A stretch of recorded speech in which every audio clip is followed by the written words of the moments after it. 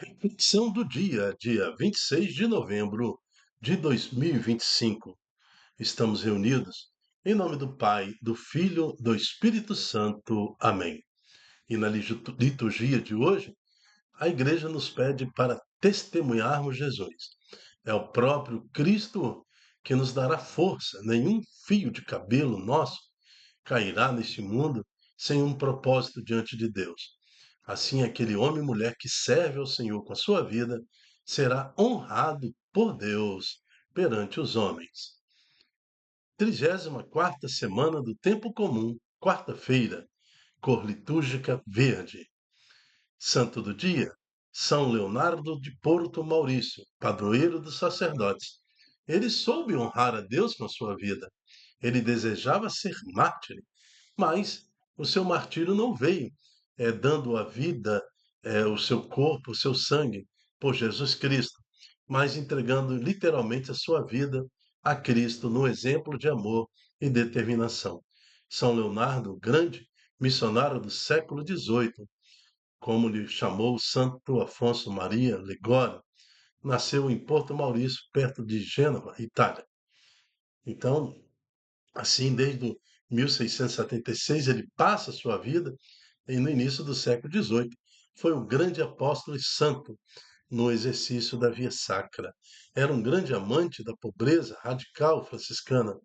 Por toda a vida, penitência e orações, São Leonardo convergiam para a multidão a misericórdia de Deus, levando a salvação das almas.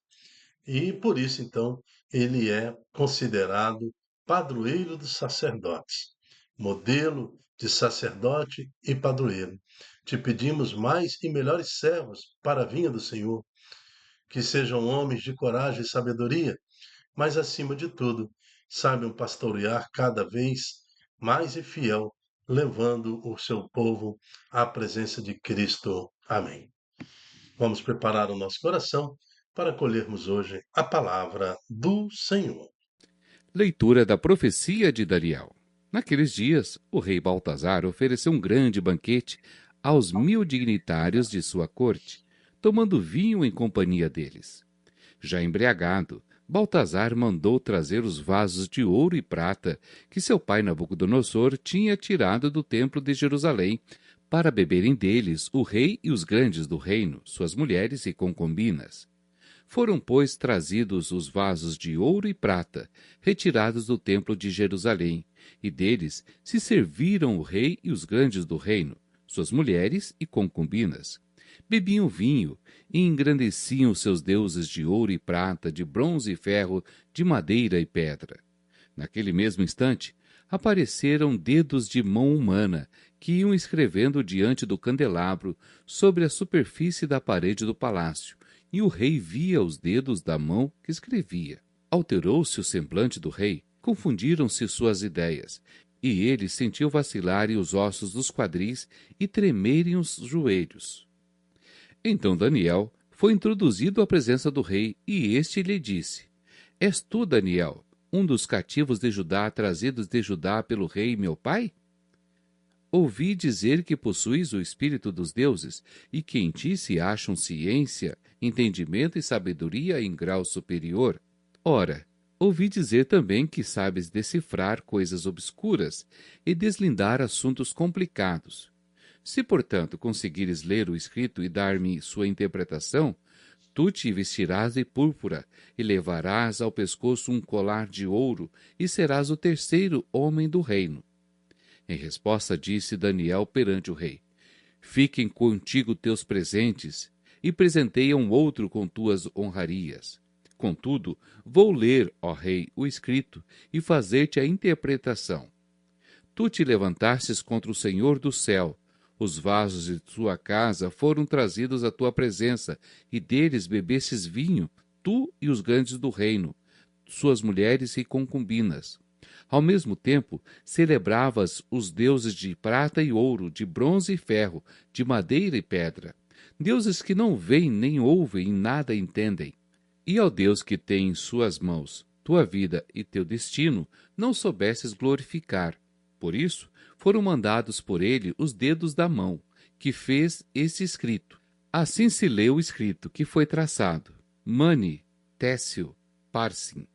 Esta é a explicação das palavras. Mani, Deus contou os dias de teu reinado e deu-o por concluído.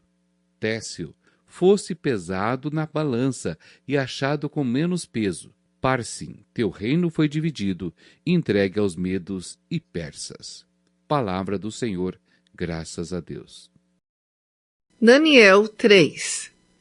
Louvai-o e exaltai-o pelos séculos sem fim.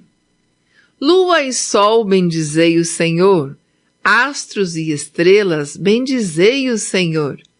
Louvai-o e exaltai-o pelos séculos sem fim. Chuvas e orvalhos, bendizei o Senhor. Brisas e ventos, bendizei o Senhor. Louvai-o e exaltai-o pelos séculos sem fim. Fogo e calor, bendizei o Senhor. Frio e ardor, bendizei o Senhor.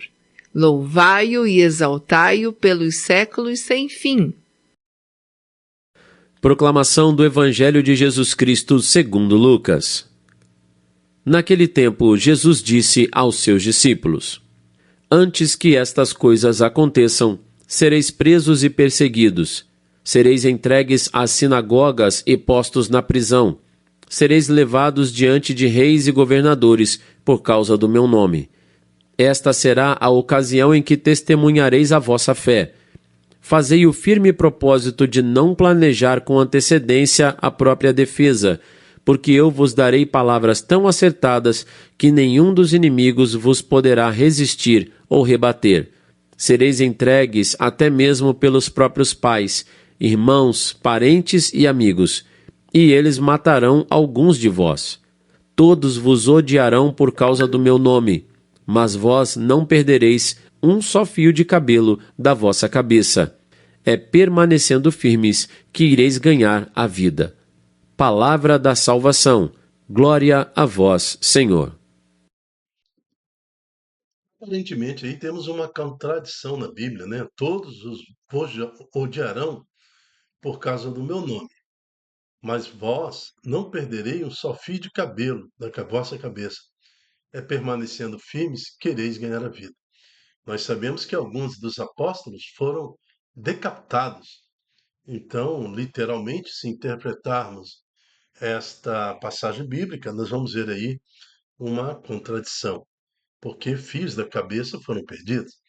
Mas, numa visão mais profunda espiritual desta palavra de Jesus, nós vamos ver que não perdereis um só fio de cabelo da vossa cabeça, no sentido da vida eterna. É permanecendo firmes que ireis ganhar a vida.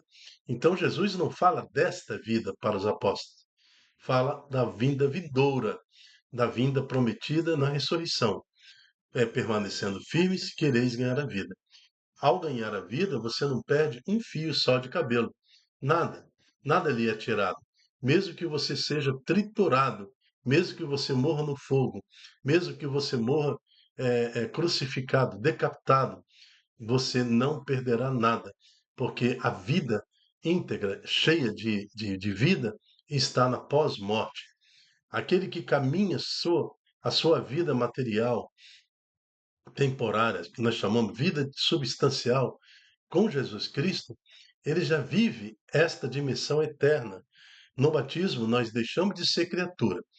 Entenda, criatura, macaco, elefante, jacaré, planta, micro-organismos. Então, tudo são criaturas de Deus, criaturas. Então, toda é criação, criaturas de Deus.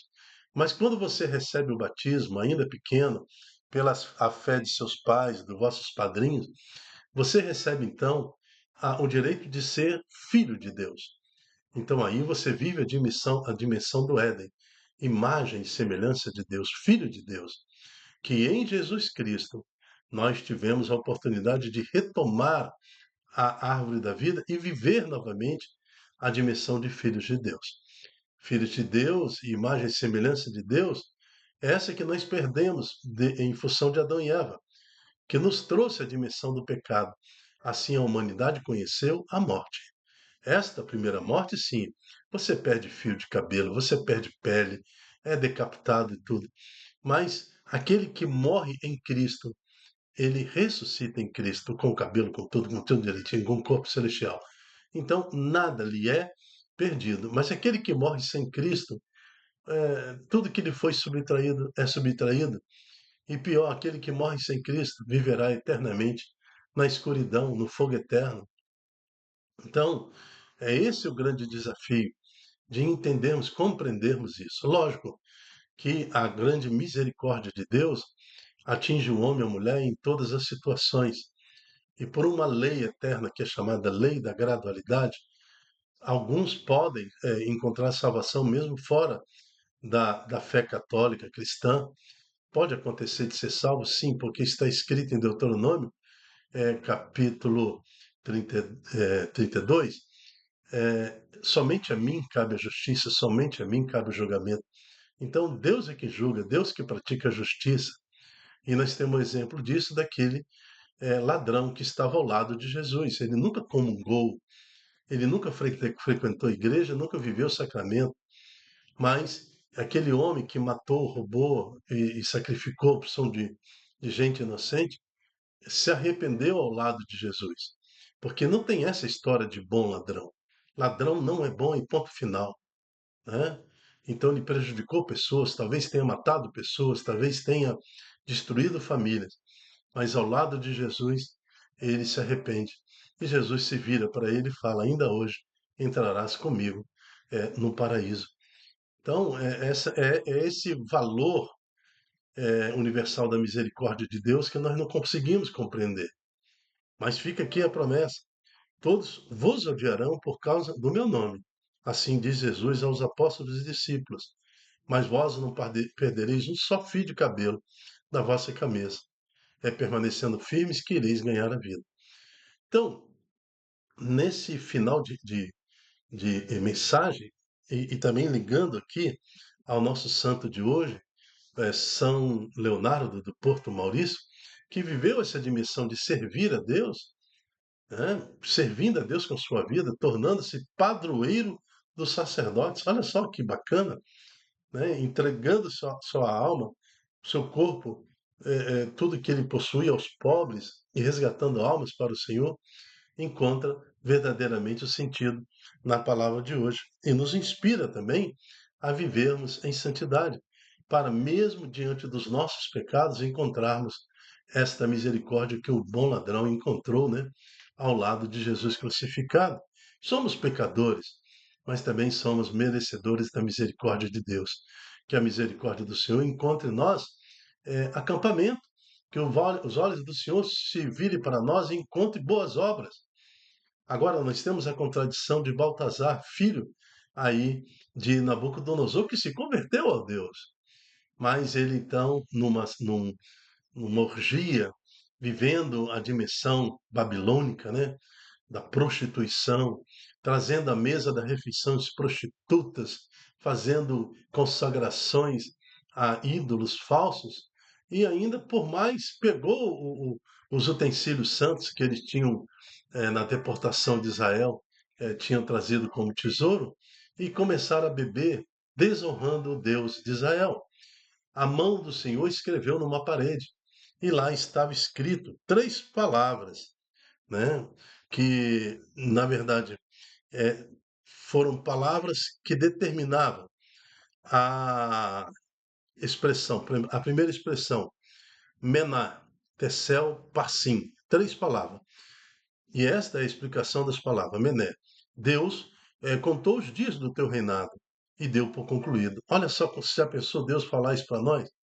Foram contados os dias da sua vida e você está concluído. Tecel, foste pesado na balança e achado com menos peso. Todos nós temos, no tempo de misericórdia do Senhor, um prazo de conversão. Mas quando o nosso peso é encontrado a menos, aí está concluído. E por último, Tecel. E por último, Parsim. Teu reino foi dividido, entregue aos medos e persas. Ali é o fim trágico de Baltazar, filho de Nabucodonosor. Essa primeira leitura nos traz, diante do Evangelho, esta preocupação do Senhor.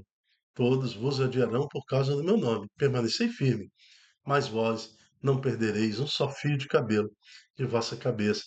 Quando a balança de justiça do Senhor foi colocada sobre nós, um fio de cabelo faz falta. Então, nós temos que ser considerados pesados, no peso certo diante do Senhor. Aquele que tem menor peso, ou seja, que não soube ordenar a sua vida em busca da salvação, perderá eternamente a sua vida. É forte a palavra de hoje, mas também é abrangente a misericórdia do Senhor. Vamos viver essas duas dimensões na nossa vida, sendo vigilantes, para que no dia da nossa morte sejamos contados entre os santos de Deus. Amém. Eu me chamo Dilton Glass e quero te fazer um convite. Seja você um anunciador da palavra, nos ajudes multiplicando em suas redes sociais esta pregação, esse ensino, para que mais corações sejam contados com o peso certo no dia do julgamento do final. E ao contrário de Baltazar, filho de Nabucodonosor, que encontrou ali a sua desgraça por ter desprezado o Senhor, encontremos a graça e a misericórdia de Deus na salvação eterna.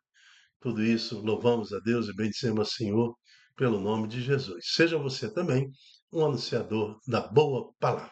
Até a próxima, se Deus quiser. Tchau, tchau.